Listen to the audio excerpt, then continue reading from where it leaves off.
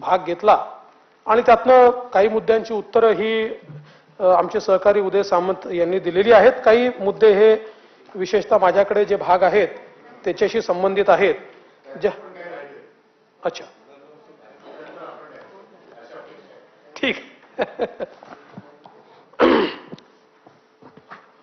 मुळातच या चर्चेमध्ये एक महत्त्वाचा मुद्दा या ठिकाणी मांडण्यात आला आणि तो म्हणजे आता जी काही दुष्काळाची परिस्थिती आहे, या दुष्काळाच्या परिस्थितीचा सामना करण्याकरता आपल्याला येत्या काळामध्ये पाण्याचं नियोजन योग्य प्रकारे करणं गरजेचं आहे.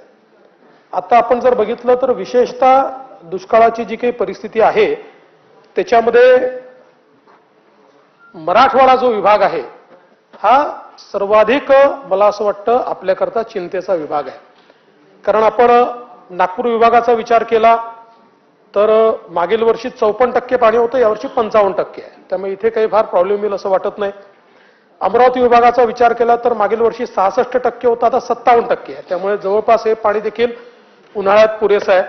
मात्र मराठवाडा विभागामध्ये मागील वर्षी आपल्याकडे 47% पाणीसाठा होता, तो आता केवळ 24% पाणीसाठा आपल्याकडे आहे. त्यामुळे मराठवाडा विभागामध्ये आपल्याला विशेष प्रायोरिटायझेशन या ठिकाणी करावं लागेल. आणि एकूण राज्याचा जर विचार केला आपण, कारण जसं इथली परिस्थिती आहे तशी जरी चर्चेत उल्लेख आला नसला तरी ही परिस्थिती यावेळेस आपल्याला सातारा सांगली मधली देखील पाहायला मिळते. म्हणजे कोयनेचं पाणी जपून वापरावं लागेल अशा प्रकारची परिस्थिती आपल्याकडे आहे.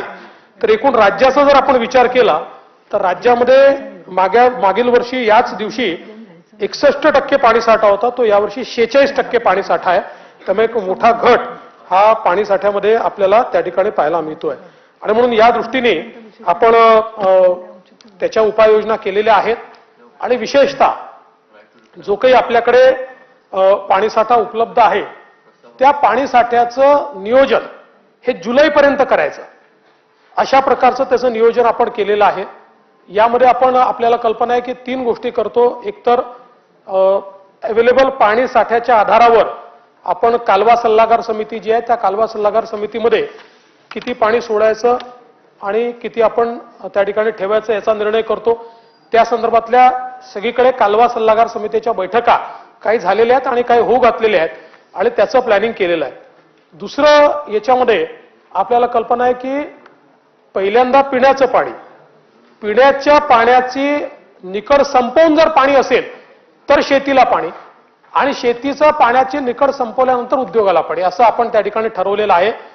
तर सगळ्या धरणांच्या संदर्भातलं पाणी वाटप जे आहे ते पाणी वाटप आता जुलैपर्यंत याच पद्धतीने करण्यात आलेलं आहे की बाष्पीभवनाचा विचार करून अवेलेबल जे पाणी आहे त्या पाण्यातलं पिण्याच्या पाण्याचं पाणी हे सोडून किती पाणी अवेलेबल आहे त्याच्या आधारावर मग शेतीला आणि त्याच्यानंतर शेवटी आपण उद्योगाला जर उरलं तर पाणी देऊ, अशा प्रकारची परिस्थिती आहे. त्यामुळे मला असं वाटतं की मराठवाडा विभागामध्ये निश्चितपणे आपल्याला विशेषतः मेच्या काळामध्ये काही ना काही अडचण त्या ठिकाणी येईल.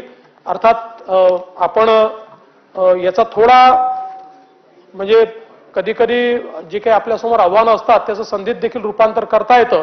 जसं आपण मागच्या काळातही केलं तर या उन्हाळ्यामध्ये विशेषतः आता सगळे वॉटर स्ट्रक्चर्स ड्राय असल्यामुळे मोठ्या प्रमाणात ते वॉटर स्ट्रक्चर्सचं डिसिल्टिंग करणं याच्याकरता आपण भर दिलेला आहे आणि जलयुक्त शिवार योजना ही या सगळ्या भागामध्ये अत्यंत वेगाने आपण हातामध्ये घेतलेली आहे.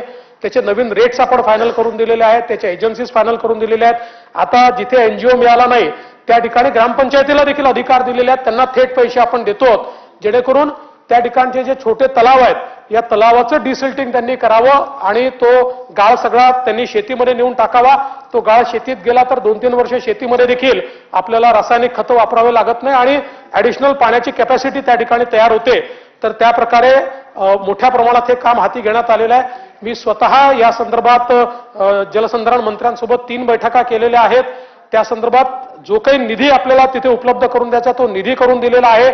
प्रत्येक गावापर्यंत जलरथ जाईल आणि त्या गावामध्ये जनजागृती करेल अशा प्रकारचं देखील त्या ठिकाणी काम ऑलरेडी आपण बीजीएस सोबत सुरू केलेलं आहे. त्यामुळे या संदर्भात मोठ्या प्रमाणात कारवाई ही आपण ऑलरेडी जी काही आहे ती सुरू केलेली आहे. एक सिंचनाच्या अनुशेषाच्या संदर्भातला विषय देखील या ठिकाणी उपस्थित झालेला आहे. आणि त्या संदर्भात आपण जर जून 2021 ची स्थिती बघितली तर मराठवाड्यामध्ये साधारणपणे 2%, विदर्भामध्ये 14% आणि उर्वरित महाराष्ट्रामध्ये 9% असा आपला अनुशेष त्या ठिकाणी शिल्लक आहे, म्हणजे भौतिक अनुशेष. आपण जो काही आर्थिक अनुशेष आहे तो आर्थिक अनुशेष तर पूर्ण केलाय, पण भौतिक अनुशेष आपला शिल्लक आहे.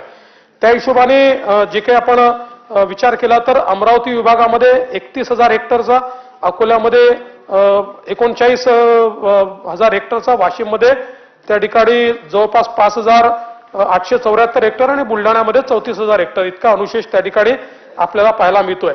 आता जून 23 अखेर अनुशेष